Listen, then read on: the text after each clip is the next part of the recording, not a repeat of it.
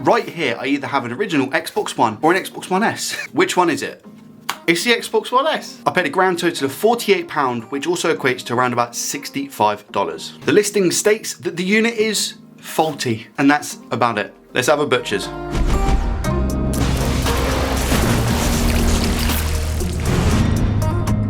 Interestingly, there is a label on here that says data wiped. What I'm going to assume is that this is the data wiped in the Xbox settings rather than the data wiped on the hard drive. And the reason I say that, and it looks like it's come from Cash Converters, by the way, which is where you would trade something in for cash, ironically. The reason I say about the data wiped is because this Xbox hasn't actually been opened, which is nice. That is definitely a factory sealed sticker. Initial looks along the ports is that the HDMI port is a little bit mangled towards the bottom, but all of the pins look okay. I don't know what's wrong with this Xbox at all, but what I'm gonna guess is that it doesn't power on. That's my guess. It could be no display, it could be faulty disk drive, faulty hard drive. I reckon it's not gonna power on. We do have a bit of a mark in here. I don't know if you guys can really see it with the light, but there's like a one of those white stickers that they put here, and the residue from the glue is still on it, so we'll have to get that off at the end if we manage to fix it. A big if. So I'm gonna put the power lead in, which it now is. Does it turn on is the question. Here we go, ready? It does turn on. Oh, is it going to be a beep on, beep off? It's still on. It's booting up. The fan's going. Okay. It sounds relatively healthy. The disk drive is spinning up as well. I can hear it making all of its calculations. And the console has stayed on. Do we have a disc? Hold on. Far Cry 5, man, look at that. We have a disc. Let's give this a little bit of a clean, shall we? Lovely. Never have I played Far Cry, so I might give it a go. The Xbox is still on, which is really, really good. I am hoping there's a fault because everything at the moment seems to be good. Like, why wouldn't you take the disc out if it was working, you know? Like, if the Xbox turns on, why would you not just take the disc out? I don't understand. I'm hoping there's like no display. That's what I'm hoping for. And the Xbox turns on and works fine. I'm just putting Far Cry in to see if it actually gets recognized because it could be an issue with the disc drive, so I've just put that disc in now. Does it pop up on the screen? Yeah, it does. It's here. It's installing, I believe. Yeah, it's installing. Show me some numbers. And there we go. The disc seems to work flawlessly. Connecting to the internet on this machine was fine as well. What I am going to show you though is that we do have a slight fault. Let's see if I can get this on camera. The HDMI cable. When I moved the console a second ago to pull it towards me, I lost image. And what I noticed is that the HDMI port here, look how loose this is. It's so ridiculously loose.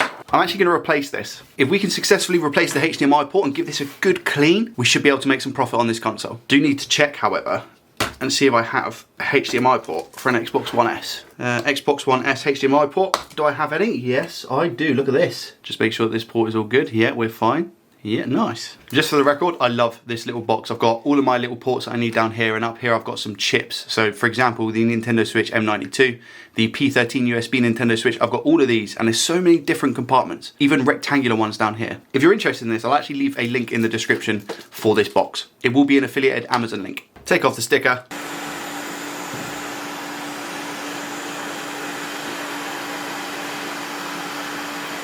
Pry around the edges. Unscrew some screws. These are all T10. Xbox is very dusty, but obviously that's going to be the case because no one's been in it before. This will get a good service and MOT by JDT. First things first, clean off all the thermal pasta that we have on the APU. I'm just going to give the board a little bit of a dab, not scraping because you don't want to pull off any potentially loose components. Not that there probably will be, but best off just a dab. Just get any loose dust off that you can. If you look closely, you can see these two flaps here are like more spread out, whereas these ones are like symmetrical and perfectly aligned. This is the HDMI port that we're going to change. The HDMI port itself isn't wiggly at all. It's the inside bit that is. I'm now going to remove the HDMI port. I've just added some flux onto the anchor points at the bottom side of the port, and I've got leaded solder here, which is what I'm going to use to bring the melting point temperature down. By doing this, there is less of a risk of tearing the pads on the other side of this port. I will be doing the same for the other side as well.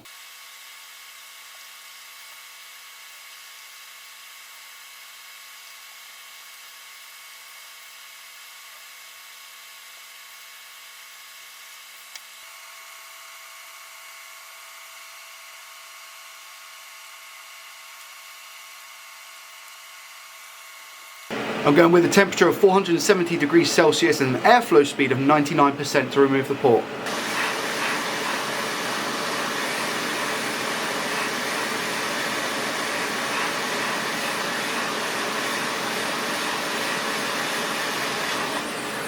The port's been removed and I don't think we've ripped any pads, which is always a bonus. And there we go, just like that, the port's been removed. I'm just gonna put some more flux on the pins and the grounding pins as well. I'm gonna add some more leaded solder to this just to see if I can wick this away instead of using my solder sucker. I've also just switched to a much bigger tip to cover more surface area.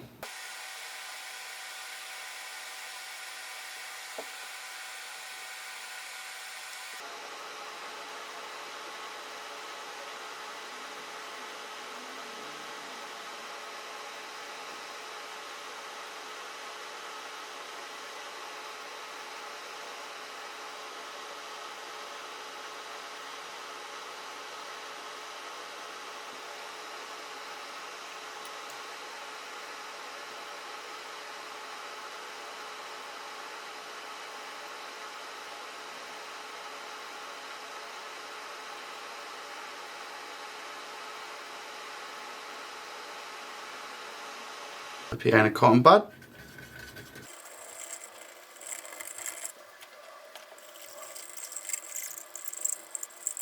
Nice and clean, look at that. Things you love to see. And I think all of the holes are empty as well. Now we're just going to tin these up with the leaded solder that we have. Up until recently I thought low melt solder and leaded solder were the same thing. It turns out they aren't, but we learn every single day.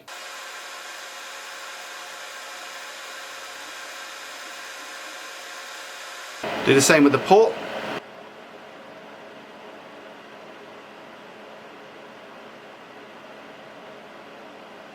We just use some IPA to clean off any excess flux that we have on the board, make it look good before we put the port on. That's what it looks like after we've fully prepped.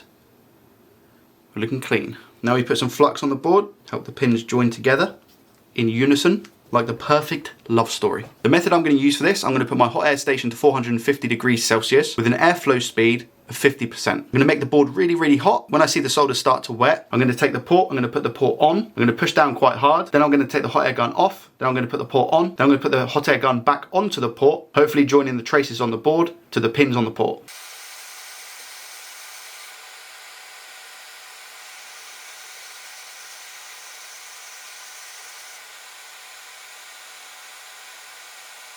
Okay, how are these looking? They're actually looking pretty good. Are they? Oh no, they're not. They're not at all. None of them, I don't think, have been soldered on. No. Okay, well it does look pretty. It's just not soldered. I was pushing down quite hard on the board as well. I'm gonna try one more time, put a little bit of flux. I'm gonna try a technique. I call this the make this up technique.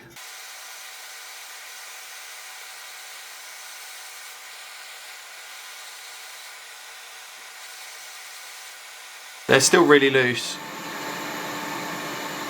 It's only these ones at the end here that I think are loose. The others on the board are fine. Yeah, these ones are all good. So we're talking the last 5. So for that we're just going to use soldering iron and some flux. Don't need to use any more solder because I believe there's enough on the pins and the board.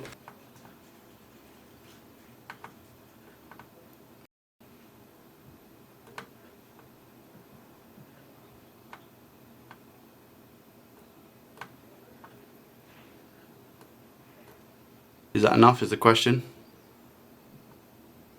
That's on, that's on, that's on, that's on, that's on, that's on. All good. We're gonna give it a good clean. Then we're gonna bring out our friend the multimeter just to double check our work. We're gonna use IPA and a toothbrush. So how's the port looking? Let's have a look. Yes. This is our final result, which is looking pretty clean. Let's get the multimeter and check for any shorts that we may have. So what we don't want is, we don't want to hear this noise, okay? Because if we hear that noise, it means that something somewhere is connected to each other. Nothing, all good. Supposedly anyway. And now we just need to put some solder in the ground holes.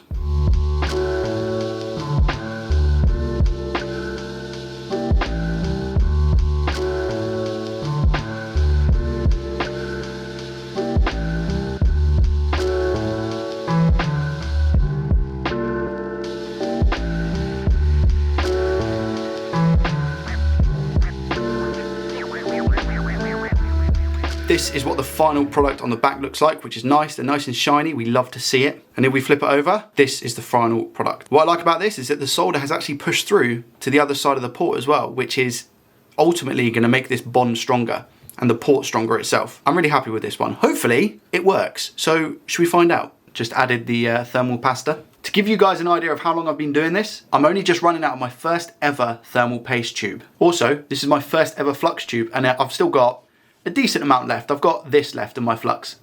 And this is the first one I've ever used, so I have got another one ready for when this one runs out. It's Kingbo, by the way, Kingbo Flux, in case anyone's wondering. Everything's had a very, very basic dust down. We're looking 10 times better already. Let's put the power in and see if this Xbox One displays. Imagine now it just doesn't turn on. It wouldn't surprise me. It's just started spinning as I put the power in, but it's not actually on. All right, I'm turning on the console now. Here we go, 3, 2, 1. Do we get a display on the screen?